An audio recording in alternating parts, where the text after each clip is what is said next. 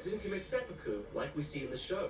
Shogun also makes it seem like he had been by Tokugawa's side as a general since Tokugawa's childhood, but in reality, Fujitaka served Oda Nobunaga and then the Taiko. He had more or less retired by the time Tokugawa fully took power. However, you could argue that the gravitas of this seppuku and its emotional impact it has on Toranaga could be inspired by one ordered by the real Tokugawa Ieyasu on his own son. Back when Oda Nobunaga was alive, his old ally accused his son Nobuyasu of plotting against him. To demonstrate his loyalty and eliminate any threat to their alliance, Tokugawa ordered his son to commit seppuku. When it comes to this show, Toranaga orders the sacrifice of his oldest friend, Hiramatsu, to lull his enemies into thinking he's beaten and submissive. It's part of a grander strategy, and that's where I can see the parallels between Nobuyasu's seppuku and Hiramatsu's.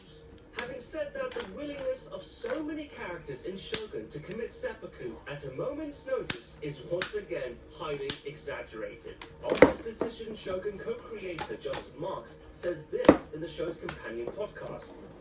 Great moment in the scene between Toranaga and Hiramatsu, where Toranaga turns to Hiramatsu in shock because he did not intend for Hiramatsu to do this. And I don't think Hiramatsu knew that Toranaga wanted these generals to commit seppuku, in order to show his enemies that he had surrendered and truly given up and that he has no hope, right? But in order for that narrative to be perfect, his most treasured general really has to do it. And that's something that I don't think even Toranaga wanted to do.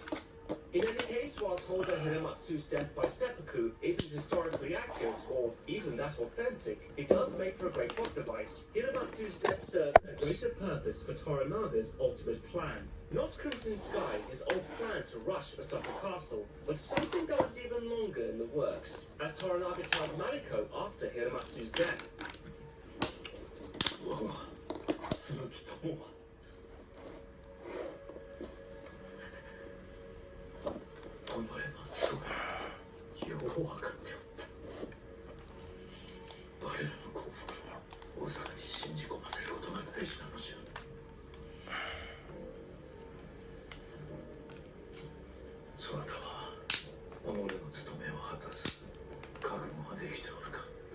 Mariko's duty to her lord leads us to the next phase of Toranaga's plan, which begins in Osaka.